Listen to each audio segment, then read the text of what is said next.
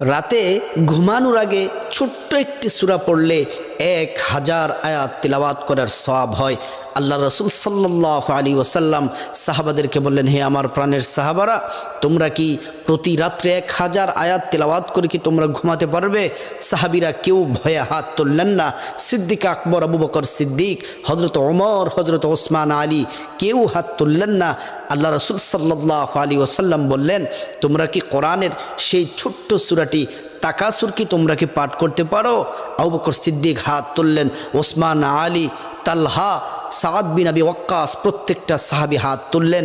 আল্লাহ রাসূল বললেন, ঘুমানোর আগে তোমরা যদি সূরাতুত তাকাসুর, আলহাকুমুত তাকাসুর হাত্তা যুরতুমুল মাকাবির এই সূরাটি পড়ে তোমরা যদি ঘুমাও, তাহলে তোমরা 1000 আয়াত তেলাওয়াত করলে যে সওয়াব হবে, এই ছোট্ট সূরাটি পড়ে ঘুমালে তোমরা তত বেশি সওয়াব পাবে। আল্লাহ তাআলা